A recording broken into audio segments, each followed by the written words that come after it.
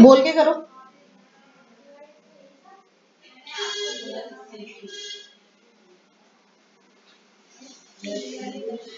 Okay, पहला question आपका, name the part of brain which is responsible for following actions. कौन सा part है जो रिस्पॉन्सिबल है? कल भी हमने कई बार इसको डिस्कस किया। मेंटेनिंग पोस्चर एंड बैलेंस, कौन सा पार्ट है? Yes, cerebellum. तने प्लीज आंसर बोल लीजिए, कई बार बोला है, याद हो जाते हैं बोलने से भी। बोलिए मुंह से। सेरिबेलम कौन सा पार्ट आपके पास पोस्चर और बैलेंस के लिए रिस्पॉन्सिबल है? Cerebellum. Beating of heart? Very good, medulla. और मेडुला कौन ब्रेन के कौन से पार्ट में आता है?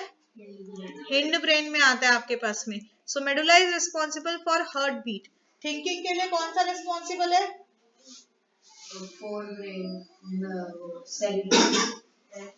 फोर ब्रेन पूरे पार्ट होता है उसका। फोर ब्रेन आपके पास थिंकिंग के लिए रिस्पॉन्सिबल है। Blood pressure? Blood pressure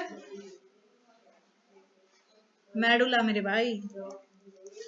medulla is responsible for blood pressure. Next, how is movement of leaves of the sensitive plants different from the movement of shoot towards light? कहता है भाई आपके पास में जो लीफ का मूवमेंट है, अब देखो अगेन आपके पास में क्या है, एक तरह का कंपैरेटिव स्टडी है। कंपैरेटिव स्टडी आपको क्या बताया कि आप कंपैरेटिव स्टडी को हमेशा टेबुलर फॉर्म में लिखेंगे। कैसे लिखेंगे? हमेशा टेबुलर फॉर्म में लिखेंगे आपके पास में, क्योंकि हमें जो है वो उन दोनों के बीच में जो रिलेशन है वो बताना है कि कैसे वो एक दूसरे से डिफरेंट है या वो कैसे एक दूसरे से सिमिलर है, आपको ऐसे बताना है। तो लीव्स का और शूट का आपके पास में जो मूवमेंट है वो कैसे आपके पास, सबसे पहले बात करते हैं हमारे पास में नेचर की। लीव्स का जो मूवमेंट होता है आपके पास में वो कैसे होता है? कैसे होता है भाई? नेस्टिक मूवमेंट होता है आपके पास में। लीव्स का क्या होता है आपके पास में? It is a nastic movement. मतलब पहले आप मुझे टाइप बता रहे हैं, ठीक है। आरव आपको समझ में नहीं आ रहा है?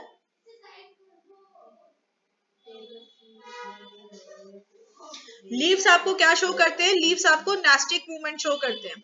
और वहीं पे शूट क्या शो करता है? शूट हमें ट्रॉपिक मूवमेंट शो करता है। नेस्टिक मूवमेंट क्या होते हैं आपके पास? Are they directional? नहीं आपके पास में। तो लीव्स का जो आपके पास मूवमेंट है उसका नेचर क्या हो गया आपके पास में? That this does not depend on the direction of stimuli. Does not depend on the direction of stimulus. भाई स्टिमुलस के डायरेक्शन पे ये डिपेंड नहीं करता है आपके पास में। और जो शूट वाला आपके पास में वो क्या करेगा आपके पास? डायरेक्शन पे डिपेंड करता है। It is towards the direction of stimulus. That is क्या है इसके लिए? स्टिमुलस क्या है? लाइट सोर्स आपके पास में। तो ये इस पे डिपेंड करेगा आपके पास में। नेक्स्ट, ग्रोथ डिपेंडेंट है, ग्रोथ इंडिपेंडेंट है? मतलब लीव्स का जो मूवमेंट है आपके पास में वो ग्रोथ इंडिपेंडेंट है आपके पास में। कैसा है वो? ग्रोथ इंडिपेंडेंट है आपके पास में। और शूट का क्या है आपके पास में? Growth dependent. ग्रोथ डिपेंडेंट है। शूट का क्या है आपके पास में? ग्रोथ डिपेंडेंट है आपके पास। Okay, second column, question number 9 आपके पास में। What will happen if intake of iodine in our diet is low? अगर इनटेक ऑफ आयोडीन आपके पास में डाइट में जो है वो लो है तो क्या होगा आपके पास? नाउ मार्क दिस कि ये आपके पास में जो है वो वन वर्ड वाला आंसर नहीं है। आप डायरेक्टली नहीं लिख सकते कि भाई आपके पास में गोइटर हो जाएगा। You have to literally tell कि क्या होगा अगर आयोडीन का इंटेक कम है तो आपके पास। A disease named goiter will arise and patient may feel low and tired. अगर आप आयोडीन का इंटेक कम कर रहे हैं तो उससे सबसे पहले क्या होगा आपके पास? गोइटर क्यों होगा? क्योंकि थायरॉक्सिन रिलीज नहीं होगा, इकट्ठा होने लग जाएगा यहाँ पे, इस कारण से होगा। तो सबसे पहले क्या हो जाएगा आपके पास में? That release of thyroxine from thyroid gland will be less decrease हो जाएगा या लेस हो जाएगा आपके पास में। ठीक है, अब इससे होता क्या है, मेन फंडा यहीं पे है कि गोइटर तो हर कोई बंदा लिख देगा, सबने रटा हुआ है कि अगर आयोडीन की डेफिशिएंसी है गोइटर हो गया, आयोडीन की डेफिशिएंसी है गोइटर हो गया, पर उसने पूछा होगा क्या जिससे कि गोइटर हो रहा है, तो आपको बताना है होगा क्या। होगा ये कि थायरॉक्सिन का जो सिक्रीशन है वो रिड्यूस हो जाएगा। अब थायरॉक्सिन का अगर सिक्रीशन आपके पास में जो है वो रिड्यूस हो गया, तो थायरॉक्सिन का काम क्या होता है आपके पास में, उसका काम इफेक्ट हो जाएगा। थायरॉक्सिन का काम क्या होता है,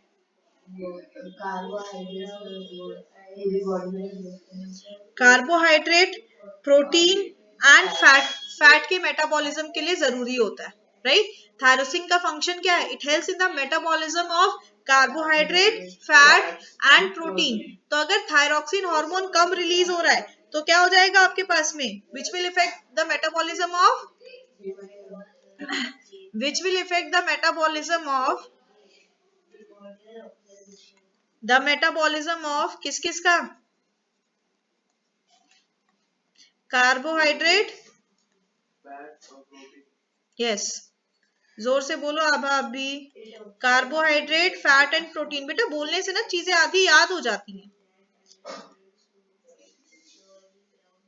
ठीक है। अब इसके कारण हो जाएगा कि बंदा किससे सफर करेगा, गोइटर से। So due to which the person will suffer with goitre. समझ में आई बात, which the person will suffer with goitre. अब देखो, अब इसको आंसर को लिखने का तरीका होता है, you have to present your answer. पता है तो प्रेजेंट करके बताओ। आपके पास प्रेजेंट करने का यहाँ पे आपके पास में दो तरीके हैं आपके पास में। एक तो आपने लिख दिया that if intake of iodine is less in our diet, the release of thyroxine hormone from thyroid gland will be less, which will affect the metabolism of carbohydrate, fat and protein, due to which the person will be suffering from goiter. Now you underline from the same pen.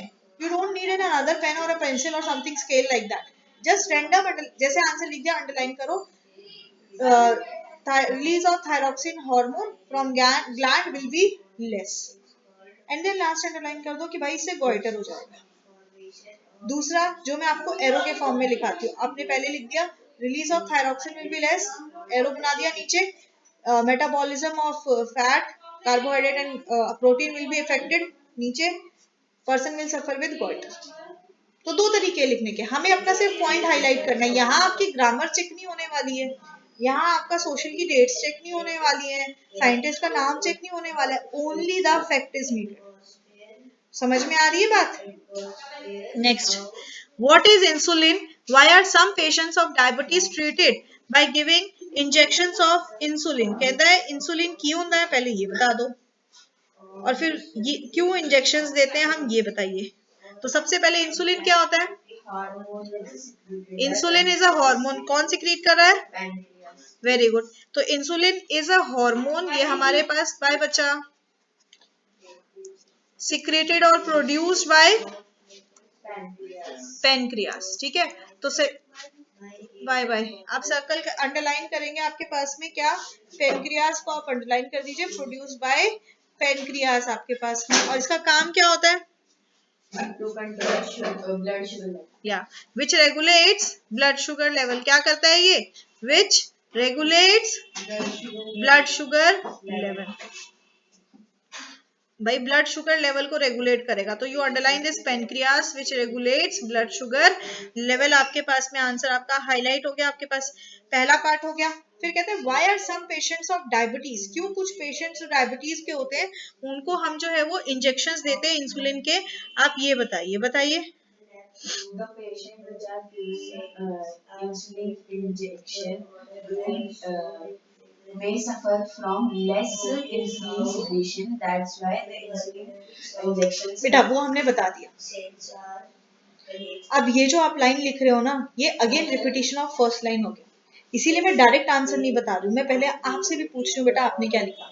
हमने बताया insulin hormone है जो pancreas से secrete किया जा रहा है, जिसका काम है ब्लड शुगर लेवल को कंट्रोल करना।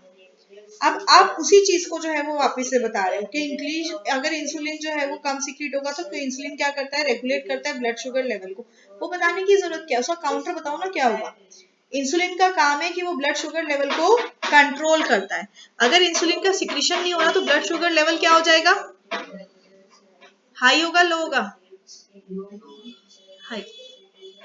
डायबिटीज मतलब शुगर लेवल क्या है, हाई होगा आपके पास में। तो क्या आ जाएगा आपके पास में, पेशेंट्स ऑफ डायबिटीज, डायबिटीज की बात हो रही है तो सीधा बताएंगे patients of diabetes have high sugar level. क्या होता है उनका शुगर लेवल, क्या होता है आपके पास में, हाई होता है इन ब्लड, या high blood sugar level in the blood. So this affects proper functioning of some body organs. यही होता है ना, या some body organs function in ill mannered. So this affects the proper functioning of body organs. भाई इससे जो आपके पास में बॉडी ऑर्गन्स है उनकी जो फंक्शनिंग है जो है इफेक्ट होती है। So to control this sugar level insulin injection are given. समझ में आ रही है बात। अगर डायबिटीज है शुगर लेवल हाई है, अगर डायबिटीज है शुगर लेवल हाई है, याद रखिए लो नहीं है, हाई है। ओके नेक्स्ट फर्स्ट कॉलम में 6th question, where are auxin synthesized in a plant, कहां सिंथेसाइज होते हैं,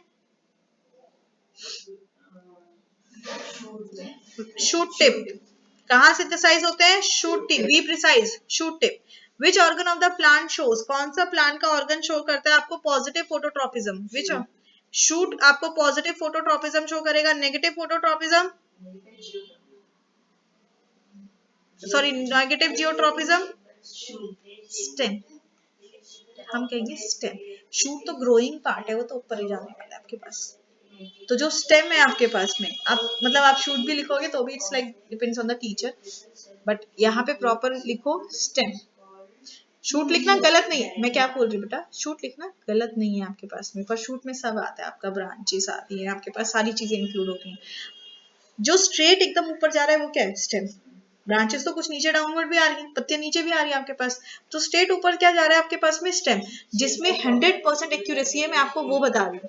शूट गलत नहीं है, पर शूट में क्या है, ब्रांचेस भी आएंगी, लीव्स भी आएंगे आपके पास में, क्योंकि वो growing part of the plant है जो ऊपर की तरफ जा रहा है आपके पास में, तो इसलिए शूट गलत नहीं है बट नॉट 100% करेक्ट। तो आप स्टेम लिखो कि चांसेस गलती के हैं ही नहीं हमारे पास में। Positive hydrotropism, cup root. Next name the parts A to E, short answer second type में, name the parts A to E. पहले बताइए ए क्या है, what is A here, receptor, और क्या है रिसेप्टर, स्किन। दोनों चीजों को यहाँ पे मेंशन करो आपके पास में, बिकॉज अगर सिर्फ हमें जो है वो पीएनएस के उसमें बताना है, सीएनएस के उसमें बताना है, तो हम सिर्फ रिसेप्टर नर्व सेल्स इनकी बात करेंगे, बट अगर आपके पास में ये ऑर्गन्स को भी इंक्लूड करा है तो आपको स्किन भी बताना पड़ेगा। Now that depends on the marking scheme. Marking scheme में क्या लिखा है, स्किन लिखा है, रिसेप्टर लिखा है, so you right the both things. जब आपको पता है ये तो दोनों लिख दो। बी, वेरी गुड, बी क्या है आपके पास, सेंसरी न्यूरॉन, क्योंकि ये इंफॉर्मेशन लेके जा रहा है, एरोहेड को देखो इंफॉर्मेशन ले जा रहा है, तो सेंसरी न्यूरॉन। सी क्या है, बहुत बढ़िया, सी आपके पास में है स्पाइनल कॉर्ड। डी क्या है, रिले न्यूरॉन आपके पास में, क्योंकि वो मोटर न्यूरॉन के साथ कनेक्ट कर रहा है, तो this is relay neuron. And what is D हो गया, ई क्या है, यस मोटर न्यूरॉन आपके पास में, ठीक है।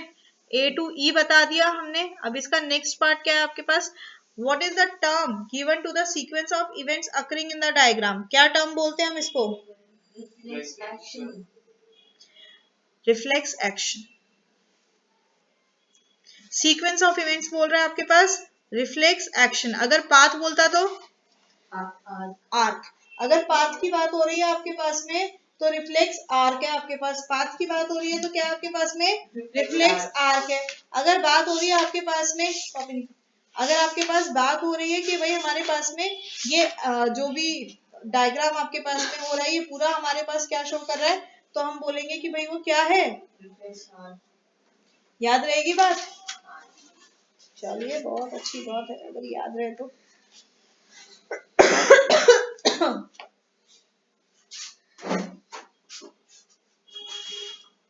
Tuition notebook.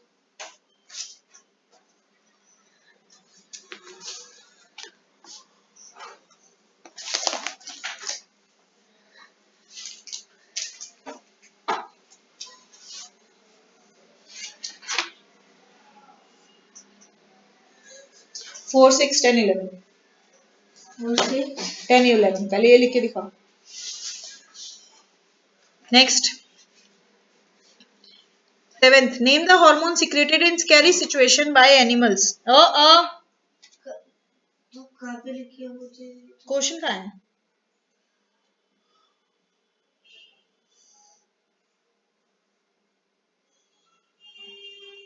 क्वेश्चन नंबर 4 नहीं दिख रहा आपको?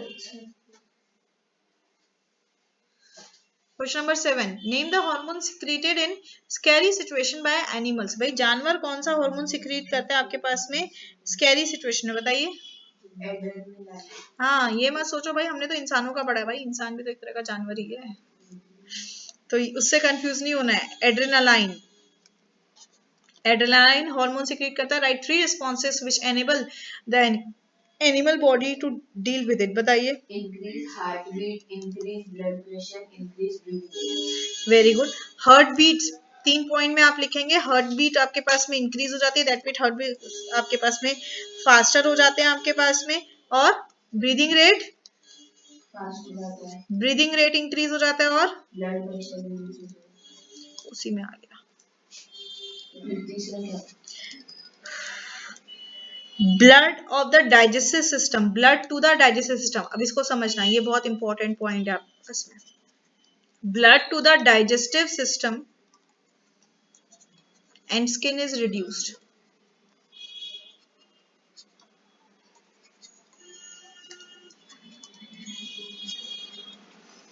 Blood to the digestive system and skin is reduce. समझो, देखो सबसे पहला है हार्ट बीट आपके पास में ज्यादा तेज हो जाती है, हार्ट बीट ज्यादा तेज हो गई आपके पास में, दैट मीन्स इनहेलेशन वाला पीरियड आपके पास बढ़ गया, रेट ऑफ इनहेलेशन इंक्रीज हो गया, that means what, this results in supply of more oxygen to the body parts, right. तो हार्ट बीट बिकम्स फास्टर और heart beat increases, that results in the supply of more oxygen, किसको पहुंचानी है?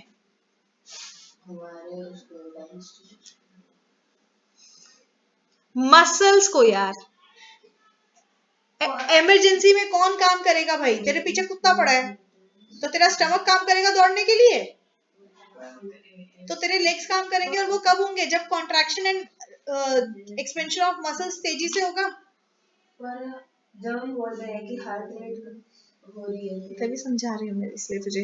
Heart beat faster हो रही है आपके पास में, हार्ट बीट फास्टर का मतलब क्या है? दिल की धड़कन तेज हो रही है आपके पास, वो क्या करता है? रिदमिक कॉन्ट्रैक्शन एंड कॉन्ट्रैक्शन का उल्टा क्या कहते हैं उसको? एक्सपेंशन।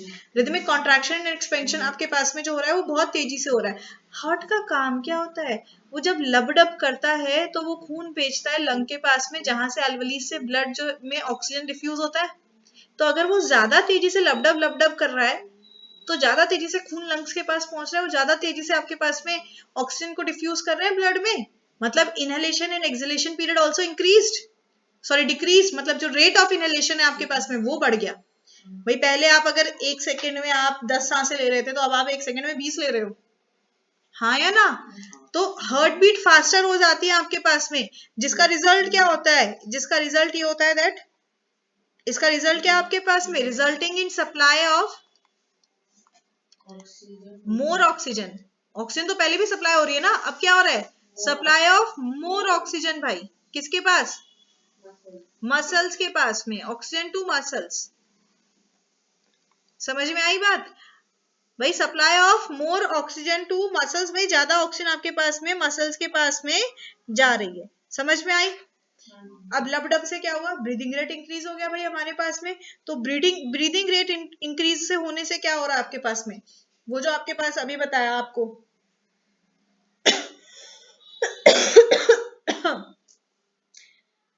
हार्ट तो अपना लबडब रिदम में कॉन्ट्रैक्शन एंड ये एक्सपेंशन कर रहा है। लंग्स के पास में क्या हो रहा है? लंग्स का रेस्पिरेशन किससे होता है? डायफ्रागम के कॉन्ट्रैक्शन से। तो ब्रीदिंग रेट इंक्रीज हो रहा है तो उससे क्या हो रहा है आपके पास में, कॉन्ट्रैक्शन ऑफ डायफ्रागम ज्यादा हो रहा है। अब आता है थर्ड, आप उसी का एक्सप्लेनेशन तो यही चीज है आपके पास, जस्टिफाई कैसे करोगे अपने पॉइंट को। ब्रीदिंग रेट इंक्रीज हो रहा है आपके पास में, क्यों, because of contractions of diaphragm and ribcage. समझ में आ रही है। अब ये क्वेश्चन अकेला भी तो आ सकता है, ये क्वेश्चन अकेला भी तो आ सकता है। In case of emergency, the heartbeat increases. Why? To supply more oxygen to the muscles. In case of release of adrenaline hormone, the breathing rate increases. Why? Because the contraction of diaphragm and ribcage increases due to increased heartbeat. तो आपका वैसे भी तो explanation आ सकता है आपके पास, and science without reason is zero. Fourth, sixth, 10th, 12th, right. Next आपके पास में मैंने बोला क्या, तीसरा पॉइंट क्या है, blood to digestive system and skin is reduced आपके पास में। भाई आपके पास में कॉन्ट्रैक्शन हो रहा है हमारे पास, किसके पास पहुंचाने के लिए, मसल्स के पास पहुंचाने के लिए। कहां पहुंचाने के लिए, मसल्स के पास पहुंचाने के लिए। मतलब अब टारगेट ऑर्गन क्या है, हार्ट। ज्यादा पंप कर जिससे कि लंग्स से ज्यादा ऑक्सीजन हमारे पास में आए आपके पास में, और वहां से कहां पहुंचाना है आपको, मसल्स के पास पहुंचाना है आपके पास में। तो फोकस कहाँ है, हार्ट एंड मसल्स। तो इनके बीच में सर्कुलेशन बढ़ रहा है, तो इनके बीच में जब सर्कुलेशन बढ़ रहा है तो बाकी जगह कम हो जा रहा है। तो स्किन और डाइजेस्टिव सिस्टम में आपके पास में रिड्यूस हो जाता है, क्यों, due to contractions of muscles. लिखवा रही हूँ बेटा ये proper, due to contraction of muscles around small arteries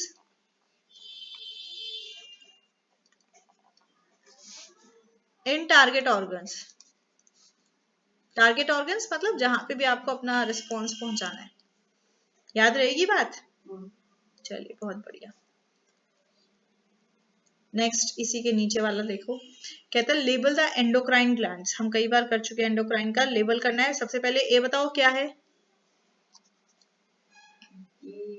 जो सबसे ऊपर है वो कौन सा होता है भाई, सबसे ऊपर वो होता है ना हाइपोथैलेमस, उससे भी ऊपर होता है पीनियल। कल भी बताया था, कल भी तूने, पीनियल होता क्या है, पीनियल होता क्या है वो कल आपने बताया तो था, पर बुक में देखा था तो बुक में तो नहीं था। तुम्हारे प्रैक्टिकल में जो आएगा उसमें है ही। अब तुम्हारे स्कूल वालों ने नहीं कराया तो क्या करूं। हाँ तो तुम्हारी बुक भी अपडेटेड है, सीबीएसई तो सब कराएगी ना। पीनियल वो डायग्राम में मार्क्ड है ना आपके पास में, सबसे ऊपर जहां पे मार्क्ड है आपके पास में हमेशा, तो वो आपके पास में क्या है, ये जो फूल सा बना होता है ना आपके ब्रेन में, फूल के ऊपर पीनियल है। तो जब भी उस फूल के ऊपर कुछ मार्किंग है दैट इज पीनियल, याद रखो ये। It's a kind of supportive to pituitary. Okay, B क्या है, बी आपके पास पिट्यूटरी है। सी, बार बार तू थायरॉक्सिन नहीं बोलती है, ग्लैंड बताना है भाई, हार्मोन नहीं बताना। Thyroid gland. और सबसे नीचे वाला, हाँ अब ध्यान दो यहाँ पे, जैसे पीनियल आपके पास में सब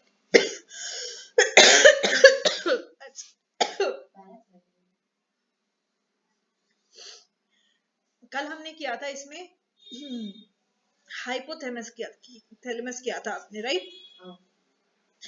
तो अब जब आपके पास में आता है कि जहां से आपका जो विंडपाइप ट्रैकियास है वो डिवाइड हो रहे हैं आपके लंग्स के पास में, वहां पे होता है थाइमस।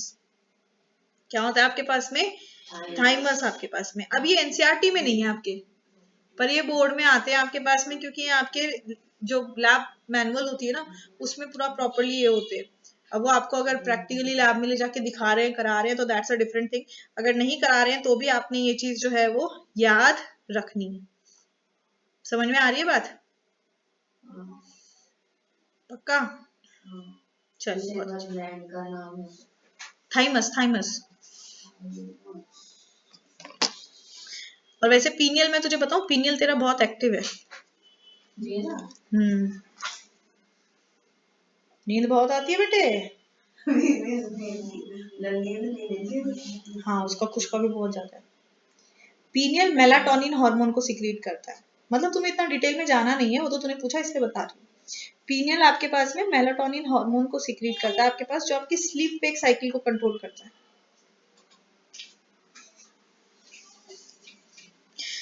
ओके इसी कुछ बस लाना पड़ेगा। नहीं, अगर ये प्रॉपर फंक्शनिंग करता है ना तो आपको रात को अच्छी नींद आएगी और दिन में आप बहुत चार्ज अलर्ट फील करेंगे। एक्स्ट्रा एक्टिव है कहती है, तो पूरे वक्त ही सोती सोती फील करती हूँ। Okay, trace the sequence of events trace the sequence of events which occur when a bright light is focused on your eyes. Okay, ये हमेशा जब भी ऐसे sequence of events आना है ना, प्लीज मैंने बार बार बताया है, make a flow chart, don't write in para, make a flow chart. Sequence of events बताना आपके पास क्या होते हैं। सबसे पहले लाइट जब हमारे पास आईज पे फॉल करिए, कौन से सेल्स पे आएगी? Receptor cells. किस पे आएगी? रिसेप्टर सेल्स पे आपके पास में। रिसेप्टर सेल्स पे जैसे ही आइस ने फॉल किया तो क्या होता है? सॉरी, लाइट ने फॉल किया आइस के रिसेप्टर सेल पे, तो जो आपके पास सेंसरी न्यूरॉन्स हैं, सेंसरी न्यूरॉन क्या करेंगे? मैसेज को लेंगे। कभी भी आपके पास में है ना, वही चीज चल रही है, receptor, sensory, spinal, relay, motor and आपका जो इफेक्टर ऑर्गन है आपके पास में। अब क्योंकि आपको आइज का बताया हुआ है तो आपको पता है आइज में है, रिसेप्टर सेल्स पे आपके पास में फाउल करा, सेंसरी न्यूरॉन ने लिया उसको, और लिखेंगे नहीं कि कौन सा रिसेप्टर था, अगर पता है तो लिख दो, लिख दो फोटो रिसेप्टर। याद है तो बहुत अच्छी बात है, तभी तो मैंने बोला रिसेप्टर सेल्स ऑफ आइज लिख दो। आता है तो बहुत अच्छी बात है, फोटो रिसेप्टर लिख दे। फिर स्पाइनल के पास गया, स्पाइनल ने मोटर न्यूरॉन को मैसेज दे दिया। मैसेज क्या होगा? क्या होता है? आंख पे ऐसे लाइट पड़ती है तो आई मसल्स क्या होती हैं? यस, आई मसल्स कॉन्ट्रैक्ट होती है। सबसे पहले पलकें झपकती हैं और प्यूपिल तो हो जाती है। हाँ, तो पहले क्या होता है? पहले आई मसल्स कॉन्ट्रैक्ट होती हैं। आई मसल्स कॉन्ट्रैक्ट होती हैं तो रिजल्ट क्या होता है? प्यूपिल कॉन्ट्रैक्ट्स। आ रही है बात समझ में? प्यूपिल कॉन्ट्रैक्ट्स। तो कभी भी आपके पास में क्वेश्चन ऐसा है आपके पास में जहां पे इवेंट्स को पूछा जा रहा है, किसी प्रोसेस को पूछा जा रहा है, भाई तुम 10th क्लास में हो, don't write it in para, write it in flow chart, just the words, no need to explain this. ये बता देता है बेटे को कितना आता है। समझ में आ रही है बात? और अगर इसमें और भी अच्छा करना चाहते हो तो जैसे प्यूपिल बनाया, सर्कल बनाया एंड फिर एरो अंदर की तरफ करके उसको डॉटेड सर्कल बना के कॉन्ट्रैक्शन का बन गया आपके पास में सिंबल। कहते इतना ही बहुत है, टाइम बच जाए तो वो भी कर लियो ना, गलत थोड़ी ना होगा। टाइम बचाना होता है। अब तू इसमें लिखेगी 4 लाइन 5 लाइन और उसकी जगह तू लिखेगी ये वर्ड्स, प्रेजेंटेबल ये है, टू द पॉइंट ये है, टाइम बचा इसमें, मार्क्स मिले इसमें। Next, name the part of human brain which controls. आपको बहुत बार कर लिया भाई, ये रट जाना चाहिए। आपको बताना है ह्यूमन ब्रेन का वो पार्ट आपके पास में जो कंट्रोल करता है वॉलेंट्री एक्शंस को। Which part?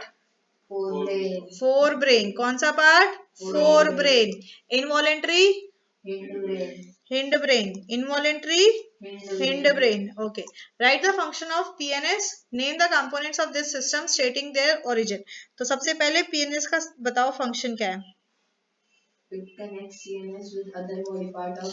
वेरी गुड, हम सीधा से बोल सकते हैं आपके पास में कि this is responsible for the communication between central nervous system, मतलब CNS. Please don't write CNS in paper, ये तो अभी हम बोल रहे हैं। अगर पेपर में सीएनएस लिख रहे हो तो सीएनएस ब्रैकेट में लिखो और बगल में लिखो सेंट्रल नर्वस सिस्टम। अगर क्वेश्चन में वापस नीचे आपको लिखना है दोबारा, तब आप सीएनएस लिख के छोड़ सकते हैं, पर जब पहली बार बता रहे हैं तो आपने बताना है सीएनएस। पहले आप लिखेंगे communication between central nervous system, bracket में लिख दो सीएनएस। उसके बाद में सेम आंसर में, ये नहीं दूसरे आंसर में, सेम आंसर में अगर आप वापस से आपको निकला है सेंट्रल नर्वस सिस्टम, तब आप सीएनएस लिख सकते हैं। समझ में आ रही है बात? वरना अगर सिर्फ सीएनएस लिखा तो गोल अंडा, क्वेश्चन मार्क, और आगे का क्वेश्चन चेक ही नहीं होगा। तो कम्युनिकेशन बिटवीन सीएनएस मतलब central nervous system and other parts of the body, other parts of the body. पहला आंसर हो गया, पहला पार्ट। फिर कहता है name the components of this system stating their origin आपके पास में। तो इसके कंपोनेंट्स क्या हैं, ये भी हमने कल किया था, बताओ क्या होते हैं। cranial nerves originating from brain, spinal nerves originating from spine। हाँ तो दो ही तो होते हैं, originating from brain। और कल कह रही थी मुझे स्पेलिंग याद है, नाम याद नहीं है। मैंने कहा था आप नाम याद कर ले, और अभी भी याद नहीं है। क्रैनियल नर्व्स जो ब्रेन से ओरिजिनेट हो रही हैं आपके पास में, या arising from brain, and spinal nerves arising from spinal cord. Yes, spinal nerves arising from spinal cord. ठीक है, नेक्स्ट,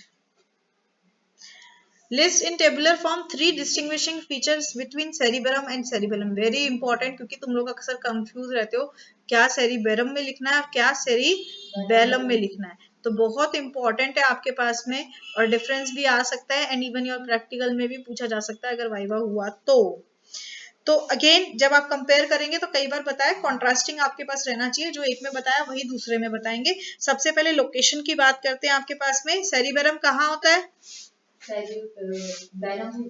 हाँ, सेरिबेरम कहाँ होता है आपके पास में, फोर ब्रेन में। सेरिबेरम कहाँ है आपके पास में, फोर ब्रेन में। Cerebellum it is the part of hind brain, ये हिंड ब्रेन में होता है आपके पास में।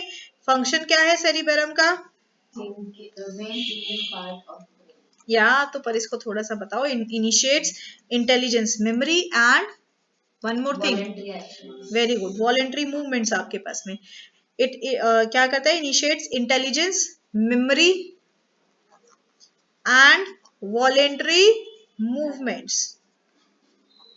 वॉलेंटरी मूवमेंट्स को करेगा आपके पास। और सेरिबेरम बेलम क्या करेगा आपके पास में, helps to maintain body posture and balance of the body। Very good, maintains body posture। अच्छा, बैलेंस की जगह कई बार इक्विलिब्रियम लिखा होता है, तो कंफ्यूज नहीं होना। इक्विलिब्रियम का भी मतलब वही होता है दैट बॉडी में बैलेंस बना के रखना आपके पास में। Body posture and balance the body हो गया आपके पास। 3 नंबर का आपके पास में 3 डिस्टिंग्विशिंग फीचर बताने। तो तीसरा मेन थिंकिंग पार्ट, इसीलिए मैंने बोला कि थिंकिंग पार्ट डायरेक्टली नहीं लिखें, क्योंकि आप डायरेक्टली लिखेंगे तो तीसरा पॉइंट नहीं मिलेगा आपके पास में। So it is the main thinking part.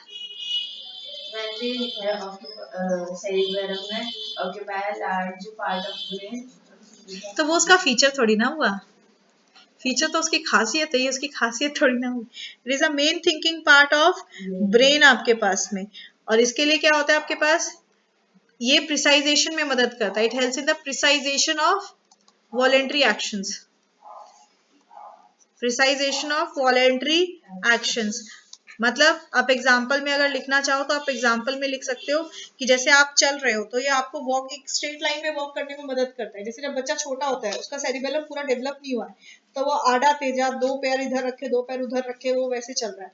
जैसे जैसे उसका सेरिबेलम डेवलप होने लगता है तो वो सही सही चलता है।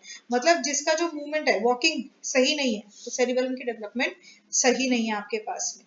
तो ये आपको जो वॉलेंटरी एक्शंस होते हैं, जैसे वॉकिंग और किसी चीज को उठाना, बॉटल को उठाना, पेंसिल को उठाना, साइकिल चलाना, ऐसे मूवमेंट्स को प्रिसाइजली करने में मदद करता है। Okay, next column, question number 7 से ऊपर वाला हो गया है। अच्छा, वो नीचे ही है ना। Okay, 7 is define geotropism. अच्छा देखो, जियोट्रोपिज्म, ट्रॉपिक मूवमेंट, जिन सबके डायग्राम बहुत इजी है ना। Make the diagram. गमला बनाया, गमला बनाया, पौधे का मुंह ऊपर की तरफ, फ्रूट्स का मुंह नीचे की तरफ। बहुत आसान है आपके पास में। हमेशा बोला नहीं है तब भी बनाना है, समझ में आ रही है बात, बोला नहीं है तब भी बनाना है। साइंस में डायग्राम के मार्क्स बहुत होते हैं। तो सबसे पहले आपके पास में जो है वो क्या है, geotropism. You have to define geotropism. क्या करना है आपको, जियोट्रोपिज्म को डिफाइन करना है। What is it, it is movement of plant occur in movement of the growth of roots. भाई जिसका है वो बताओ, movement of the growth of roots, और किस तरफ हो रहा है, downward. Growth of root downwards and shoot upward, क्योंकि जियो में जब हम बताएंगे हम दोनों बताएंगे, पॉजिटिव भी और नेगेटिव आपके पास में। शूट अपवर्ड किसके इन्फ्लुएंस में हो रहा है? अंडर द स्टिमुलाई ऑफ जियो। तो रूट तो ऊपर जा रही है ना, रूट ऊपर जा रही है, सॉरी शूट ऊपर चला जा रही है तो नेगेटिव हो गया ना। Under the influence of stimuli of gravity. Geotropism is the process. Process किसके कारण हो रहा है? प्रोसेस हो रहा है स्टिमुलाई के कारण। जो मूवमेंट हो रहा है, जब भी आपके पास ट्रॉपिक मूवमेंट है, you have to explain about two things, one stimuli and one response. Response बता दिया, रिस्पॉन्स क्या है कि रूट्स अपवर्ड जा रही है, मेरा भी उल्टा बोल रही हूँ मैं तेरी तरह रूट्स डाउनवर्ड जा रही है और शूट अपवर्ड जा रही है। रिस्पॉन्स बता दिया, किसके कारण जा रही है? Under the stimuli of gravity. Gravity के कारण जा रही है। किसके कारण जा रही है? Under the stimuli of gravity आपके पास में जा रही है। फिर कहता है कि आपने जो है वो क्या करना है, आपने इसको लेबल करके बताना है पार्ट्स को। तो आपने जो है वो डायग्राम बना देना है। आप डायग्राम को बनाओ और डायग्राम के पार्ट्स को लेबल कर दो।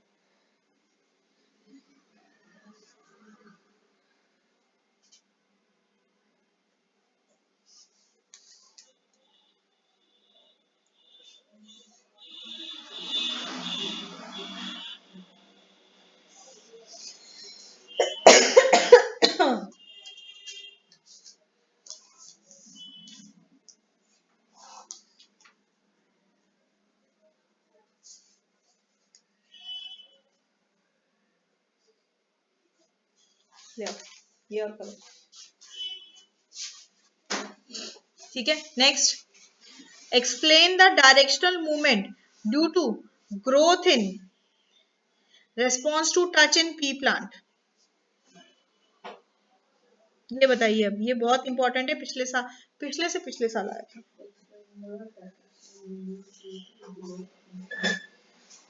नहीं प्लांट में ग्रोथ किसके कारण होता है? याद कर, नहीं कल ही किया था टेंड्रिल वाला। तो वहां बैठी थी और कह रही है वो लेट जाएगा जमीन पे। मैंने कहा था तू लेट जा दीवार के साथ, याद आया? तो जब पी प्लांट के आप ग्रोथ मूवमेंट की बात करें, तो पी प्लांट का ग्रोथ मूवमेंट किसके कारण है? पी प्लांट का ग्रोथ मूवमेंट टेंड्रिल के कारण है। किसके कारण है भाई? टेंड्रिल के कारण है। तो हमें इसमें टेंड्रिल का बताना है आपके पास में। अब पी प्लांट क्या करता है? टेंड्रिल की मदद से ऊपर चढ़ता है, नीचे लेटता है, या क्या करता है? पी प्लांट सीधा नहीं खड़ा होता? नहीं, पी प्लांट बेल होती है, मटर की बेल होती है बेटे। कल परसों भी तो बताया था मैंने तुझे। वो तो कोई और था, उसमें तो सिर्फ टेंड्रिल। मैंने एग्जाम्पल तुझे पी का ही दिया था। मैंने कहा मटर का और अंगूर की बेल होती है जैसे, तो वो ऊपर चढ़ती है। मटर की बेल होती है आपके पास में। तो पी प्लांट आपके पास में ऊपर की तरफ चढ़ता है। क्या करता है? ऊपर की तरफ चढ़ता है।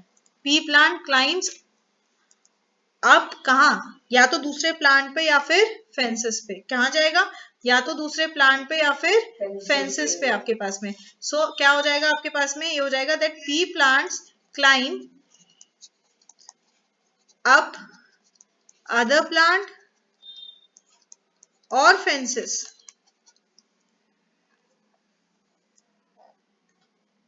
या तो वो ऊपर की तरफ चढ़ेगा या वो दूसरे फेंसेस की तरफ जाएगा। किसकी मदद से? Bye means of tendril. जब भी आपके पास किसी बेल के बारे में क्वेश्चन है तो वो हमेशा यही है आपके पास में कि टेंड्रिल से मदद से उसको या तो ऊपर की तरफ जाना है आपके पास में या किसी फेंस पे चढ़ना है। अब ये जो टेंड्रिल्स होती हैं ये सेंसिटिव टू टच होती है। टेंड्रिल क्या है आपके पास में? सेंसिटिव टू टच होती है आपके पास में। Tendrils are sensitive to touch. Tendrils are sensitive to touch. Are sensitive to touch. अब सेंसिटिव टू टच का मतलब क्या है? अगर आपने कभी अपने घर में आसपास कहीं बेल वेल उगाई होगी ना, तो आपने देखा होगा कि जैसे अगर वो किसी, वो जो उसका रेशा होता है, जो टेंड्रिल होती है, अगर आप उसको छू देते हो तो वो आगे बढ़ती नहीं है। हाँ जी, तो these are sensitive to touch आपके पास में। मतलब जब आपने किसी सपोर्ट या किसी चीज के साथ में उसको कांटेक्ट में आ गया आपके पास में, तो वो आगे ग्रो नहीं करेगा, वो उसके साथ स्टिक हो जाएगा।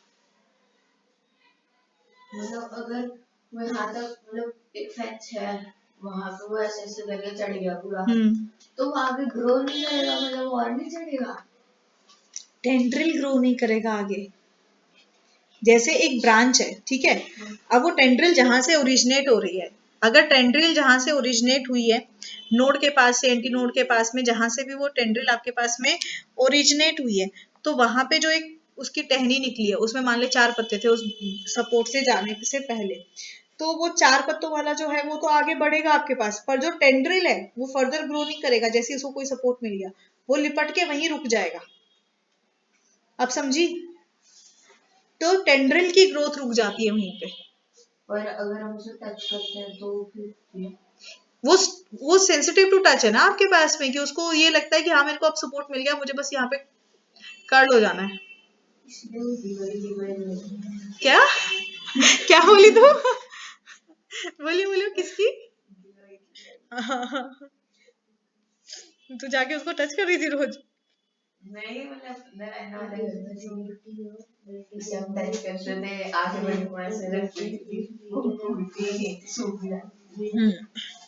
तो आप इसको पूरा एक्सप्लेन करेंगे कि when they come in contact with any support, the part of the tendril in contact with the object does not grows. वो नहीं ग्रो करेगा आपके पास में, and this causes the tendrils to circle down the object. वो उसके चारों तरफ लिपट जाएगी, सर्कल डाउन कर लेगी आपके पास में और क्लिंग कर जाएगी आपके पास। तो ये मूवमेंट कैसा हुआ? डायरेक्शनल हुआ, नॉन डायरेक्शनल हुआ? यस, ये डायरेक्शनल है आपके पास में, दिस इज डायरेक्शनल। समझ में आ गई बात? कैसे लिखना आंसर? हाँ हाँ। Next, question number 5, first column. Why is chemical communication better than electrical impulses as a means of communication between cells in multicellular organisms? अब ये थोड़े से ऐसे समझदारी वाले क्वेश्चंस आ रहे हैं, अब तक आ रहे थे वो टू द पॉइंट। टेबल बना के लिख दो या फिर आप इसको पॉइंट में लिख दो। बोलो। Chemical communication is better than electrical impulse as it have a long time effect. They are permanent than electrical impulse which are temporary. कुछ ठीक है, एक्सप्लेन करना चाहेंगी? केमिकल कम्युनिकेशन वो होता है जो हार्मोन सिक्रीट होता है, और हार्मोन का परमानेंट इफेक्ट होता है हमारी बॉडी पे, और वो ज्यादा टाइम तक भी रहता है। पर अगर इलेक्ट्रिकल इम्पल्स की बात करें तो टेम्परेरी होता है, और उसे हम एज अ रिफ्लेक्स एक्शन या वॉलंटरी एक्शन ले सकते हैं, क्योंकि इतने टाइम तक एक ही पॉइंट। ओके, पहले पॉइंट समझते हैं। देखो, जो इलेक्ट्रिकल सिग्नल होता है आपके पास में, इलेक्ट्रिकल सिग्नल कौन एक्सॉन करता है? मतलब आप सीधा कर लो भाई, हमारा जो नर्व है वो कर रहा है आपके पास में। क्या नर्व हमारी बॉडी के हर एक पार्ट तक कनेक्टेड है?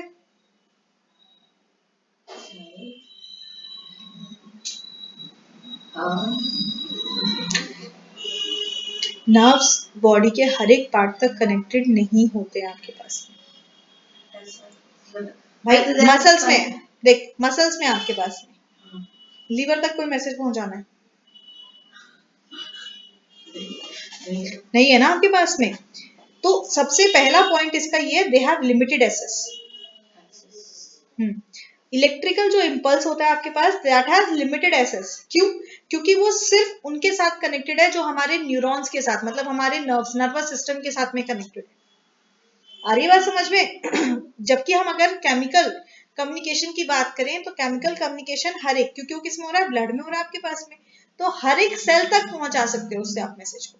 तो पहला यही है आपके पास, दैट इलेक्ट्रिकल जो इम्पल्स है that has a limited access, it only connects to those cells of the body which are connected to neurons, whereas the chemical communication और chemical impulse जो आपके पास में हो रहा है, it is to each and every cell of the body आपके पास में। आगे बात, दूसरा आता है आपके पास में सेकेंड पार्ट आपके पास में, जो आप टाइम का बोल रहे हो आपके पास में, पर इसको भी लिखने का जो है वो एक प्रॉपर तरीका है कि जो आपके पास सेल्स होते हैं, जो नर्वस सिटीज, जो आपके पास सेल्स है जो नर्वस टिश्यू से कनेक्टेड, जो आपके पास सेल्स है जो नर्वस टिश्यू से कनेक्टेड है, जब उन्होंने एक इम्पल्स दे दिया ना, तो दूसरे इम्पल्स के साथ रीजनरेट होने में उन्हें चाहिए भाई जरा सा वक्त। मतलब एक तरह से बोलो रिफ्रेश करने के लिए, रीजनरेट मतलब इम्पल्स रीजनरेट करने के लिए। To regenerate the impulse they need a small time, अपने आप को रिफ्रेश करने के लिए, that this operation is done refresh, तो उसको चाहिए टाइम। पर जो इलेक्ट्रिकल, ये जो आपका केमिकल कम्युनिकेशन है आपके पास में, इसमें कोई नहीं चाहिए भाई। वो थायरॉक्सिन रिलीज हुआ, गया, वो जहां जहां फैट था, जहां जहां प्रोटीन था, सबको मेटाबॉलिक करता हुआ, ब्रेक डाउन करता हुआ चलता रहा। अब उसको वापस आके नहीं बोलना है उसको कि ले मेरा काम हो गया, दोबारा से दे दे, वो उसको फिर से कमांड आ जाएगी, सीक्रेट वंस मोर। समझ में आ रही है बात? पर इसमें क्या होगा आपके पास में कि भाई यहाँ से हाथ से गया मैसेज, गया स्पाइनल के पास, स्पाइनल ने वापस मैसेज पहुंचाया, ले हो गया, तो अब ब्रेन के पास मैसेज जाना है कि काम डन। समझ में आ रही है बात? वो होता है ना operation done, over and out. तो इलेक्ट्रिकल सिग्नल में आपके पास operation done, even over and out होता है आपके पास में। तो क्या आ जाएगा आपके पास में कि जो सेल्स होते हैं, cells connected by nervous tissues after generation and transmission, after generation and transmission of impulse,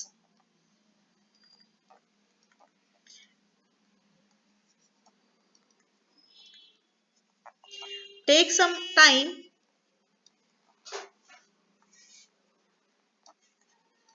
to generate new impulse,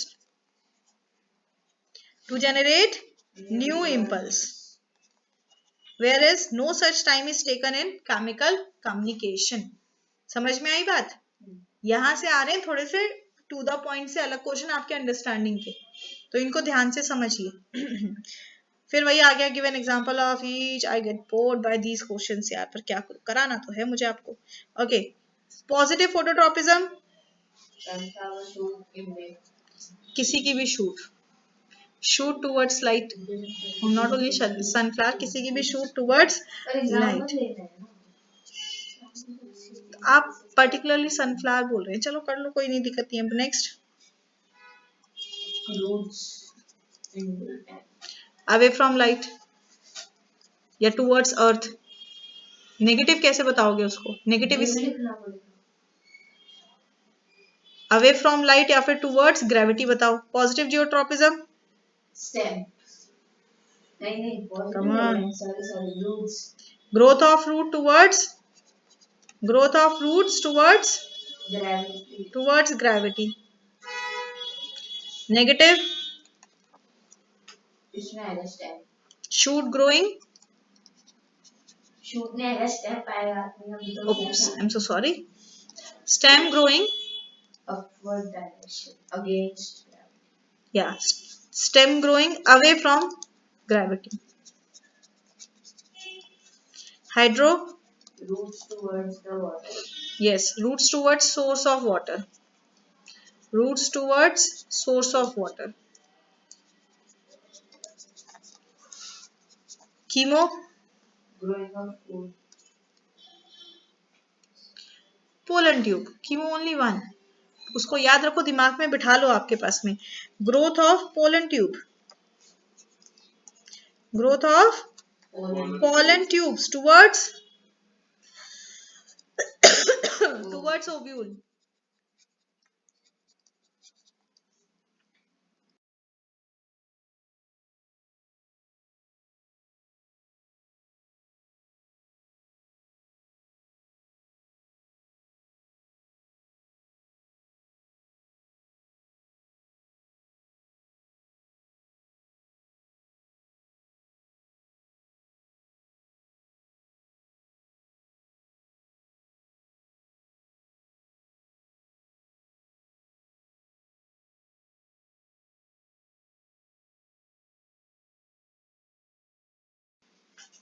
दो लिए थे बस मैंने,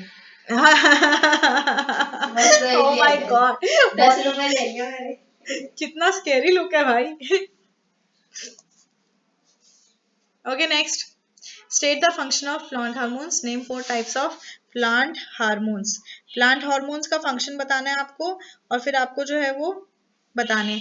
ओके, नाउ प्लांट हार्मोन का फंक्शन क्या है? देखो ये पहला क्वेश्चन आया है, इसलिए मैं पहला प्लांट हार्मोन का पूरा खुद से बता रही हूँ। ध्यान से देखो आपने कहाँ गलती करी है। प्लांट हार्मोन क्या करता है आपके पास में? This helps to coordinate growth. Coordinate growth, coordinate growth, growth है ही तो होगा। कोऑर्डिनेट करता है ग्रोथ को आपके पास में।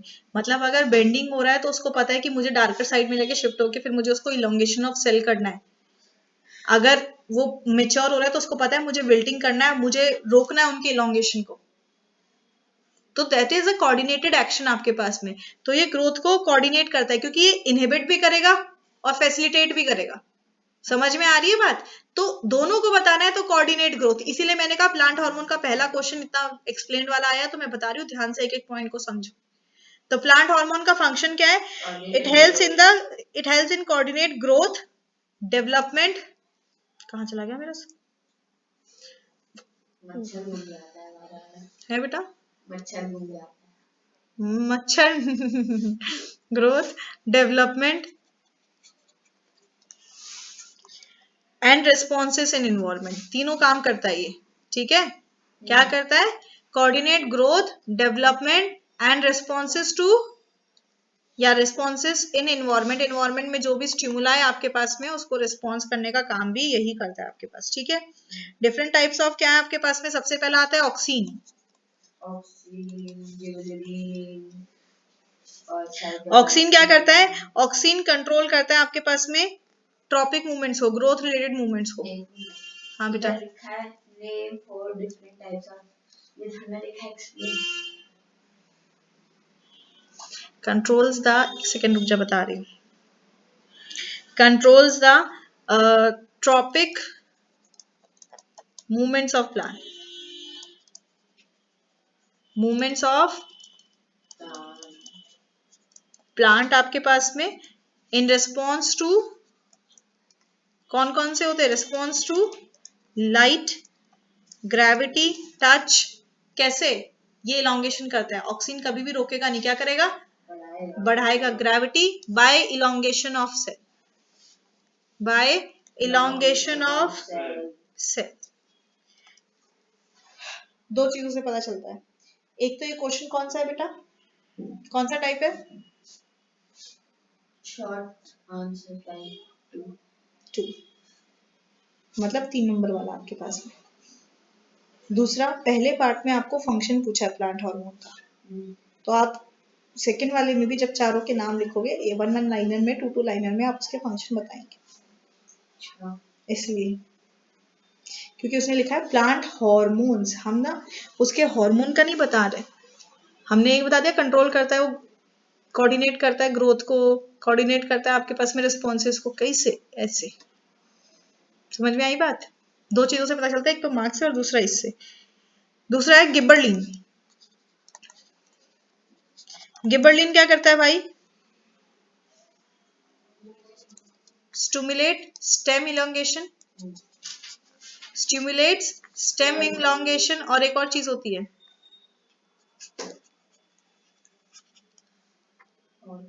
Leaf expansion.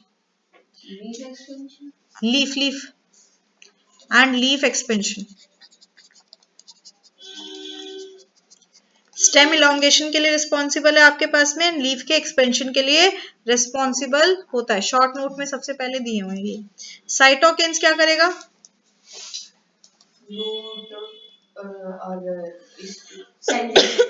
Promote cell division.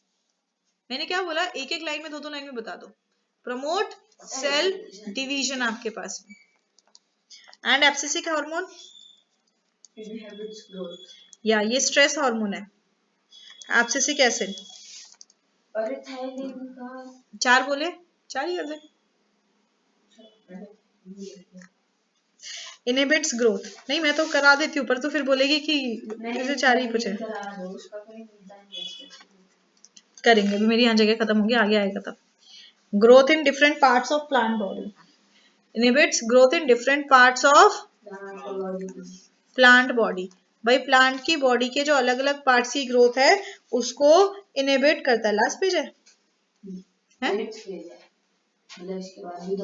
अरे यार, चलो name the hormone secreted by endocrine gland and specify the function आपके पास में। थायराइड से कौन सा है? थायरोक्सिन। बताओ function. regulates carbohydrate, fat and protein. Metabolism. Metabolism of carbohydrate, fat and protein. हाँ तो आपने नहीं बोला ना मेटाबॉलिज्म, तो regulates the metabolism, regulates the metabolism. क्योंकि जब आप बोल रहे हो regulate fat, carbohydrate and protein, मतलब ये उसके अमाउंट को हमारी बॉडी में स्टोर करने का काम कर रहा है। समझ में आ रही है बात? पर ये क्या कर रहा है? उनके ब्रेकडाउन को कर रहा है। मेटाबॉलिज्म क्या है? सिंपलर में जाने का वो कर रहा है। Pituitary growth hormone. Yes, growth hormone को सिक्रीट करता है आपके पास में। क्या करेगा? Regulates growth and development, right? क्या करेगा? Regulates growth and development. Pancreas क्या करेगा? इंसुलिन को करता है। यस, इंसुलिन को करता है, जो कि क्या करेगा?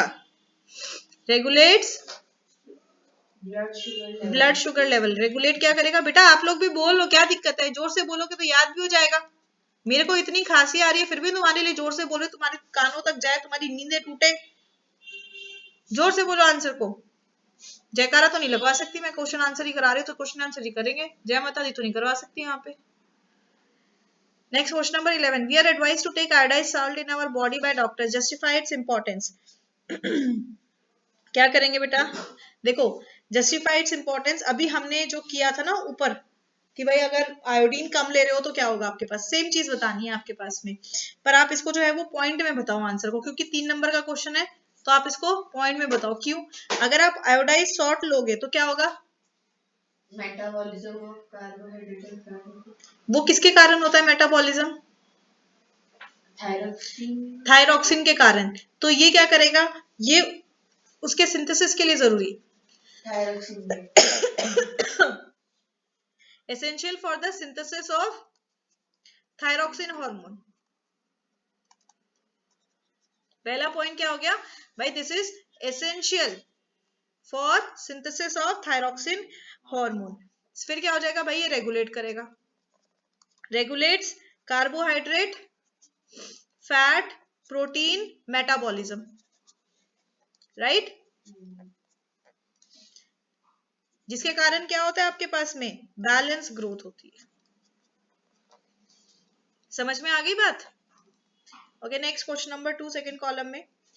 Why is the flow of signals in synapse from axonal end of the one neuron to dendritic end of another neuron but not reverse? बहुत बढ़िया क्वेश्चन आया है भाई। रिवर्स नहीं होता है, क्यों?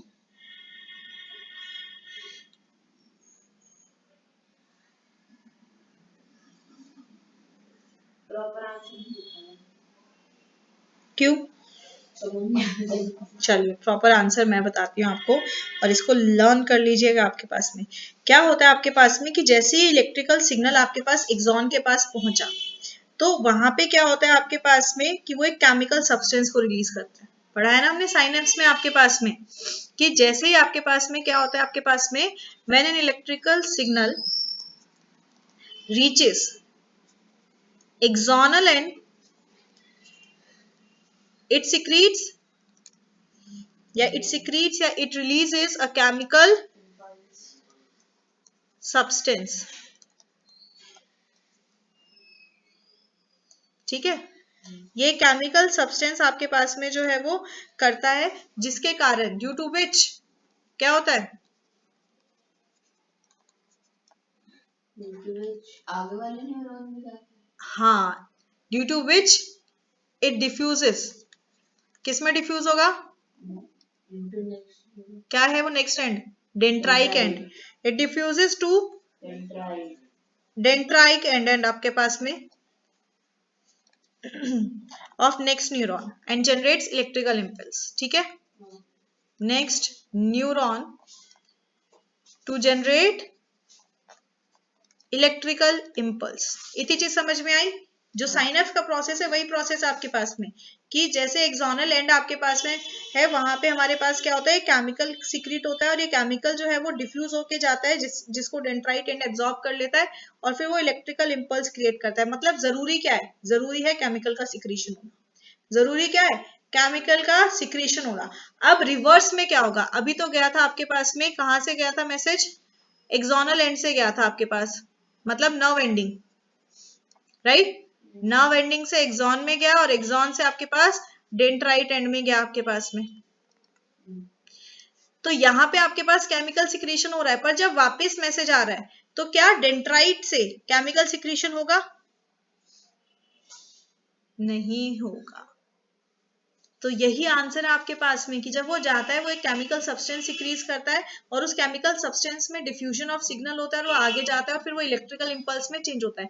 बट जब रिवर्सल की बात आ रही है आपके पास में, दैट मीन्स डेंड्राइट एंड में भी आपके पास क्या होना चाहिए, सिक्रीशन होना चाहिए, रिलीज ऑफ केमिकल सब्सटेंस होना चाहिए, but there is no release of chemical substance at dendrite end, therefore reverse signal is not possible। समझ में आ गई बात। नेक्स्ट कहता है Sameer was studying in his classroom, बेटा कर ले, एक मिनट रुक जा। Suddenly he smells something burning and sees smoke in the room. He rushes out of the room immediately. Was Sameer section voluntary और इनवॉलेंट्री, आपको ये बताना है कि ये वॉलेंट्री था या इनवॉलेंट्री था। तो पहले आप मुझे बताइए, भाग के गया ना भाई, पैरों का इस्तेमाल हुआ, वॉलेंट्री था आपके पास में, क्यों, कॉन्शियस कंट्रोल में था, उसका दिमाग कंट्रोल कर रहा था कि भाई भाग यहां से क्योंकि जो ब्रेन था उसने इफेक्टर ऑर्गन, कौन है इफेक्टर ऑर्गन, यस, ब्रेन ने इफेक्टर ऑर्गन के पास में मतलब मसल्स के पास में मैसेज भेजा कि भाई कमरे से बाहर भागो। नेक्स्ट, नर्वस, फर्स्ट कॉलम में 12th question, nervous and hormonal systems together perform the function of control and coordination in human beings, justify this statement. बताओ। नर्वस नहीं करा, क्यों, कहते हैं भाई आपके पास में ये दोनों के दोनों टुगेदर साथ में बन के काम करते हैं आपके पास में, क्यों भाई, नर्वस सिस्टम क्या करता है, नर्वस सिस्टम जनरेट करता है कैसे सिग्नल, नर्वस सिस्टम जनरेट करता है और ट्रांसमिट करता है कैसे सिग्नल्स को, इलेक्ट्रिकल सिग्नल्स को या इलेक्ट्रिकल इंपल्सेस को, हाँ है ना। तो नर्वस सिस्टम जनरेट्स और ट्रांसमिट्स इलेक्ट्रिकल इंपल्स, जबकि हमारा ये क्या करता है, क्या, दूसरा कौन सा है, control and coordination in humans, hormonal. While hormonal क्या करेगा आपके पास में, हार्मोनल सिस्टम सिक्रीट करता है क्या, हार्मोन, केमिकल मैसेंजर्स, हार्मोन्स। बात वही है, पर बात क्या है कि हम वहां बता रहे हैं कि सिग्नल किस फॉर्म में जा रहा है, इलेक्ट्रिसिटी के फॉर्म में जा रहा है, इलेक्ट्रिकल सिग्नल्स। यहाँ क्या है, केमिकल कोऑर्डिनेशन हो रहा है, तो इसलिए बात वही है, तो केमिकल तो बता देना बेटा। Secretes chemical messengers called hormones, समझ में आई बात, क्यों मैंने बोला तुझे केमिकल कॉल्ड हार्मोन्स।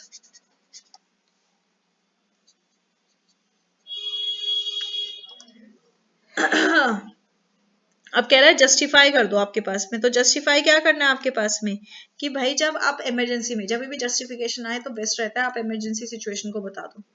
भाई जब आप इमरजेंसी में आपके पास में, राइट, जब आप इमरजेंसी में है तो इमरजेंसी को डिटेक्ट किसने किया भाई, सीएनएस ने, सेंट्रल नर्वस सिस्टम ने डिटेक्ट करा कि भाई इमरजेंसी है आपके पास में। सीएनएस ने जो है वो इफेक्टर ऑर्गन को मैसेज भेजा कि भाई फुर्ती से काम करो, मसल्स को बोला फुर्ती से काम करो, इफेक्टर ऑर्गन क्या है, मसल्स को, उनको फुर्ती से काम करना है। अब फुर्ती से काम करने के लिए क्या होगा, एड्रिनल ग्लैंड को एक्टिवेट करना पड़ेगा। So for this adrenal gland is activated, adrenal gland is activated. भाई एड्रिनल को एक्टिवेट किया आपके पास में, तो उसने क्या रिलीज किया, एड्रिनलाइन हार्मोन को रिलीज किया, जिससे कि आपका जो प्रोसेस ऑफ ऑक्सीजन सर्कुलेशन है वो आपके पास में इम्प्रूव हो गया और बंदा जो है वो फुर्ती से मसल्स चलाने लग गया। तो दोनों ने मिलकर काम किया ना। जब तक स्टिमुलेशन नहीं आएगा एक्टिवेशन नहीं होगा आपके पास में। तो सीएनएस का काम है स्टिमुलेट करना, रिस्पॉन्स करना, और उस रिस्पॉन्स पे हार्मोनल पार्ट आपका एक्टिवेट हो जाता है। Clear? Then it's draw neat label diagram of human brain, label the medulla. You have done this. हमने कई बार कर लिया। फिर कहता है आपके पास function of above mentioned part. पर हार्मोनल सिस्टम तो जब भी काम करता है अगर उसके पास कोई स्टिमुलाई नहीं होता। Not every hormone. थायरॉक्सिन करेगा। थायरॉक्सिन के लिए आयोडीन कंज्यूम करना पड़ेगा। पिट्यूटरी करेगा। कोई ना कोई तो करेगा ही। तो कोई ना कोई तो करेगा। अगर खाना में नहीं खाएंगे ना दीदी तो गैस्ट्रिक ग्लैंड्स तो काम करेंगे। कैसे करेंगे? उनको काम वो तो सिर्फ एचएल करेगा भाई। नाइस। मैंने क्या बोला? सारे के सारे नहीं करेंगे, पर कुछ तो चाहिए ना। तो कोऑर्डिनेशन में तो काम कर रहे हैं ना आपके पास में। अच्छा, पिट्यूटरी ज्यादा एक्टिवली कब करेगा? जब तुम एक्सरसाइज करोगे। तुम एक्सरसाइज कब करोगे? जब तुमने ये रियलाइज करा कि भाई तू तो बहुत छोटा है उससे, तेरी एज के बच्चे तो बहुत ग्रो हो रहे हैं, तू तो लाइन में पहले नंबर पे लग रहा है। तो तुमने एक्सरसाइज करना स्टार्ट किया। एक्सरसाइज हुआ तो मसल्स पे स्ट्रेस पहुंचा। मसल्स पे स्ट्रेस पहुंचा तो सीएनएस के पास मैसेज पहुंचा। सीएनएस ने इफेक्टर ऑर्गन को कहा सिक्रेशन बढ़ा दे। समझ में आ रही है बात? तो डायरेक्टली और इनडायरेक्टली कोऑर्डिनेटेड है आपके पास, कहीं पे कम कहीं ज्यादा। काम ज्यादा इजी तो होता है जब हम सीधा ब्रेन कर सकते थे और बन जाते नहीं, फिर बैलेंस नहीं बनता। ओके, मेडुला और सेरिबेलम भाई ब्रेन कई बार ऊपर हमने डिस्कस कर लिया, तो उसका आपने डायग्राम बनाना है। Then you have to label that medulla. बताया था मेडुला क्या है, वो जो पेटू से नीचे वाला सीधा डंडा है वो मेडुला है। पेटू पॉन्स है आपके पास में, याद रखना ये चीज को, कल की तरह पेटू को खराब मत कर देना। Okay, write the function of the above mention. आपको हाँ तो वही तो बोल रही हूँ, पेटू से नीचे का सीधा हिस्सा मेडुला और पेटू आपका पॉन्स है, खराब नहीं करना उसको। Then function of above mention part, आपको इनको जो है वो फंक्शन को लिखना है आपके पास। इनका फंक्शन क्या है आपके पास में? मेडुला की करता है जी इनवॉलेंट्री एक्शन, ऊपर से कई बार डिस्कस कर लिया है। Medulla involuntary action, blood pressure, vomiting, salivation और हाँ जो तू बोल रही थी वो मत बोल। ब्लड प्रेशर, वॉमिटिंग, सलाइवेशन, ये ठीक है आपके पास में। एंड सेरिबेलम अभी हमने किया था, दैट इट इज प्रिसाइजेशन। ये हमारे जो प्रिसाइजेशन मतलब सीधे लाइन में चलना, हाँ ये सारे प्रिसाइजेशन के लिए। Both over production and under production of growth hormone leads to disorders in the body. Explain. कहते हैं ओवर प्रोडक्शन आपके पास एक्सप्लेन कर दो इसको। गिगैंटिज्म, पिट्यूटरी ज्यादा करेगा तो दानव बन जाएगा, गिगैंटिज्म बन जाएगा, कम करेगा तो द्वार्फिज्म हो जाएगा आपके पास में। ठीक है, यप मुझे उसका चेक करना हो, बेचारा अब ये लिख के भी परेशान हो रहा है। State the structural and functional unit of nervous system. बताइए, एक क्वेश्चन रह गया ना उसी पेज पे, तूने भगा दिया। लॉन्ग आंसर का पहला question, structural and functional unit of nervous system क्या है? न्यूरॉन। क्या है? न्यूरॉन। न्यूरॉन के सारे पार्ट्स को जो है वो आपने लेबल करना है एंड देन फंक्शन भी लिखना है आपके पास में। तो फंक्शन आप हमने ऊपर भी डिस्कस किया है, फंक्शन वही लिखेंगे आपके पास। इलेक्ट्रिकल इंपल्स को पहुंचाता है, केमिकल इंपल्स क्रिएट करता है साइनेप्स के थ्रू, एंड रिफ्लेक्स एक्शंस के लिए रिस्पॉन्सिबल होता है। दो ही क्वेश्चन है इस पेज पे, तीन है। व्हाट इज हाइड्रोट्रोपिज्म आपके पास में? नेक्स्ट इज हाइड्रोट्रोपिज्म क्या होता है आपके पास? तो movement of plant parts in response to water. Directional growth, movement of plant parts, देखो दीदी ट्रोपिज्म हमारा तो डायरेक्शनल होगा ना। डायरेक्शनल मूवमेंट की बात कर लो, डायरेक्शनल ग्रोथ की बात कर लो in response to water. Hydrotropism है आपके पास। अब कहता है design experiment to demonstrate this phenomena. दो प्लांट रखो, एक के पास पानी रखो, एक के पास मत रखो। तो जहाँ पे पानी रखोगे तो उस तरफ नहीं बेटा, इसमें वो वाला करो, सीड वाला बनाओ आप। वो तो आपका जो प्लांट वाला है ना, वो आपका वो वाला उसमें अच्छा रहेगा। मतलब ठीक है, पर उससे बेटर आप सीड वाला करो कि आपने जो है वो सीड्स को वाटर में सोक करना है ओवरनाइट, और फिर आप उसको एक डिश में रख दो जिसमें आपने कॉटन को जो है वो सोक करके रखा है और बीकर पे रख दो। तो जो कॉटन के बीच में पोर्स हैं, उससे पोर्स से निकल के जो आपके पास में रूट्स हैं वो नीचे की तरफ जहाँ पानी है वहां पे आ जाएंगे आपके पास डाउनवर्ड की तरफ, और बाकी आपके पास ऊपर जाएगा आपके पास। तो दैट विल बी बेटर आपके पास, मतलब वो भी करेगी तो भी ठीक है, दोनों चलेगा, पर बेटर वो वाला रहेगा। Okay, next second column. A doctor has advised Sameer to reduce sugar intake in his diet. So regular exercise सारी बीमारी लेके बैठा है. After checking his blood test reports, which disease do you think Sameer is suffering from? Diabetes. Diabetes आपके पास में, क्यों? क्योंकि Which disease हो गया? Hormone responsible. कौन सा हार्मोन? नहीं सॉरी इंसुलिन। इंसुलिन पिटेगी मेरे हाथों। अरे कुछ दिमाग में And the organ produced? pancreas. Pancreas. Next, which hormone is present in the areas of rapid cell division in a plant? Which hormone inhibits the growth? Cytokinin. Cytokinin आपके पास में जो है वो ग्रोथ के लिए रिस्पॉन्सिबल है, सेल डिवीजन के लिए, इनहिबिट्स ग्रोथ में एब्सिसिक एसिड। नेक्स्ट सेवेंथ वाला ही कर ले पहले, same column. Over secretion of growth hormone, gigantism किसके कारण, कौन सा ग्लैंड है, ग्लैंड भी बताना है ना, pituitary gland. Deficiency of oestrogen in female, ये तो ग्लैंड हो गया, होगा क्या? Irregularities in menstruation, irregularities in menstruation, less secretion of thyroxine, goiter thyroid gland. How is timing and amount of hormone release regulated? Explain with the help of example. इसमें आप feedback mechanism को explain करेंगे, ठीक है? कोई अभी तक हमने फीडबैक मैकेनिज्म का क्वेश्चन नहीं किया, पहला क्वेश्चन आया, एक बार समझ लीजिए। फीडबैक मैकेनिज्म को करेंगे आपके पास। फीडबैक मैकेनिज्म रेगुलेट करता है आपके पास टाइमिंग और अमाउंट ऑफ हार्मोन जो है वो आपके पास में रिलीज करना है, कितनी क्वांटिटी में आपके पास में रिलीज करना है। एग्जाम्पल में आप बता दीजिए शुगर लेवल के लिए। अगर ब्लड शुगर लेवल आपके पास में राइज हो जाएगा तो इंसुलिन कम होगा, ज्यादा होगा यार। अगर ब्लड शुगर किसी को डायबिटीज है, मतलब शुगर ज्यादा है, इतना तो इसको भी पता है। डायबिटीज है तो सीख ले उससे। मेरी बात तो सुन ली आपने। मैंने कहा कि अगर उसे डायबिटीज है तो इंसुलिन से कम मतलब सीक्रेट कम करेगा थायराइड ग्लैंड। फीडबैक मैकेनिज्म क्या है? Thyroid gland insulin, sorry pancreas. मेरे को ना सही में पैनक्रियाज कम करना कम क्यों करेगा बेटा? अगर ब्लड में शुगर लेवल ज्यादा है तो इंसुलिन का काम है शुगर लेवल को मेंटेन करना, तो मेंटेन करने के लिए वो कम करेगा ज्यादा करेगा? अगर उसको डायबिटीज हो जाएगी हाँ तो फिर पैनक्रियाज ट्राई करेगा ना, मैं सही करूं तो इंसुलिन कम करना सीक्रेट कर देगा ना। बेटा इंसुलिन करता क्या है? मेंटेन करता है ना। कैसे मेंटेन करता है? कम हो जाएगा फिर।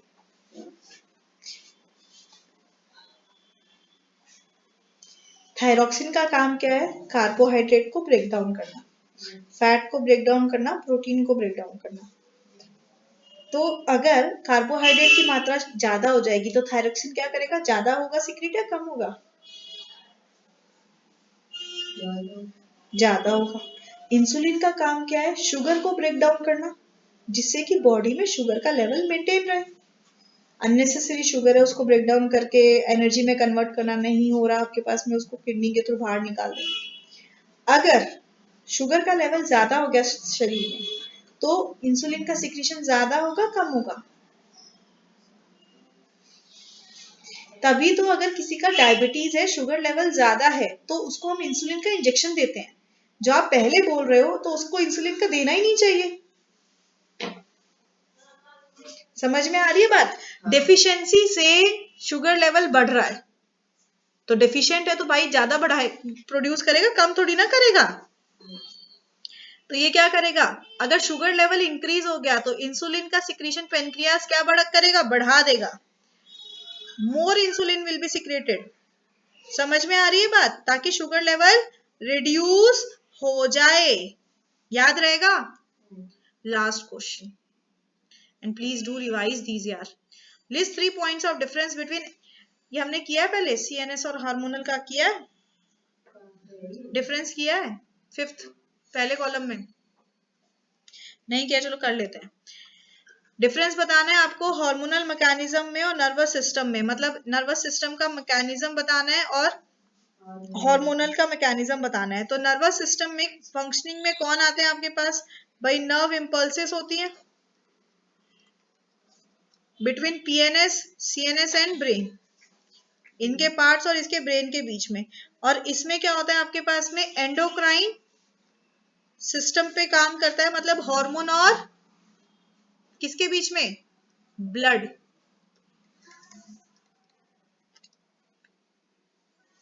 हार्मोनल सिस्टम में क्या होता है, हार्मोनल मैकेनिज्म किसके बीच में हो रहा है आपके पास, it consist of endocrine system, नहीं तेरे फेशियल एक्सप्रेशन कह रहे थे, it consist of endocrine system which secretes hormones directly to blood. Next क्या होता है आपके पास में, हार्मोनल का क्या है, ब्लड में हुआ, ब्लड से धीरे धीरे फ्लो करते हुए जाएगा आपके पास में, तो ये स्लोली होता है, ट्रैवल स्लोली, तो रिस्पॉन्स भी क्या होगा, सो रिस्पॉन्स इज स्लो। वहीं पे सीएनएस में क्या होगा, नर्वस सिस्टम में क्या आपके पास होगा, ये रैपिड होता है क्योंकि इलेक्ट्रिकल है ना, तो रैपिड है, सो क्विक रिस्पॉन्स। तभी तो छटाक से थप्पड़ आके गाल पे पड़ता है अगर मच्छर बिन बिन आया तो, राइट। और क्या होता है आपके पास में कि जो हार्मोन्स है वो स्पेसिफिक होते हैं एक्शन में, पता है इसी टारगेट ऑर्गन पे जाके काम करना है, तो ये स्पेसिफिक होते हैं एक्शन में। पर ये इंपल्सेस क्या है आपके पास में, नॉट स्पेसिफिक। मच्छर गाल पे तो गाल पे मारेगा, हाथ पे तो हाथ पे मारेगा, राइट, नॉन स्पेसिफिक होते हैं आपके पास में। सीएनएस का जो आपके पास इफेक्ट होता है वो शॉर्ट लिव्ड होता है, इफेक्ट्स आर शॉर्ट लिव्ड, जो सिग्नल आया उस सिग्नल का इफेक्ट उतनी देर तक ही मिलेगा। केले के छिलके पे पैर पड़ा, अपने हाथ पकड़ लिया किसी भी इंसान का, चाहे स्ट्रेंजर ही क्यों है, उसे भी गिरा दो, तो शॉर्ट लिव्ड है, ऐसा नहीं है पूरे वक्त हाथ पकड़ के बैठी रहेगी उसका, नहीं, बस उतनी देर तक जब गिर रही थी, फिर उसके बाद में सॉरी सॉरी बोल के खड़े होकर भाग जाओगे वहां से। पर इसमें क्या है, जो हार्मोनल है आपके पास में वो प्रोलॉन्ग्ड इफेक्ट है आपके पास में, उसका लंबा इफेक्ट दिखेगा। अगर पिट्यूटरी ने ज्यादा ग्रोथ हार्मोन सिक्रेट किया, पूरी जिंदगी तो लंबी रहेगी, ऐसा थोड़ी ना कि हाँ 4 साल लंबी रही और फिर छोड़ इसलिए होगा। Okay, last however auxins related with the bending of plant shoot towards and unidirectional light, very important. आपके पास में क्या होता है, जब भी प्लांट जो है वो डिटेक्ट करता है कि भाई लाइट फॉल हो रही है, तो ऑक्सीन जो है वो सिंथेसाइज होता है कहाँ, शूट टिप पे। कहाँ सिंथेसाइज होता है, शूट टिप पे। तो जब ऑक्सीन जो है वो सिंथेसाइज हो रहा है हमारे पास में, तो ये शिफ्ट हो जाता है शेडी पार्ट में, जहां पे लाइट डायरेक्टली फॉल नहीं हो रही है आपके पास में। मतलब अगर सूरज जो है वो आपके सामने की तरफ है, तो ऑक्सीन कहाँ है, back of the plant part में रहेगा आपके पास में, जिस कारण से जब वो प्लांट का शूट है सूरज की तरफ या रोशनी की तरफ बेंड हो रहा है, तो वो इलांगेशन ऑफ सेल के लिए रिस्पॉन्सिबल होता है। प्रॉपरली आंसर लिखना है, चाहिए तो मैं लिखवा दूं, लिखा हुआ है। Very good, very good. तो this finishes our this, control and coordination further करेंगे बाद में। क्वेश्चन अभी के लिए इतना ही, कोई डाउट है, पक्की बात?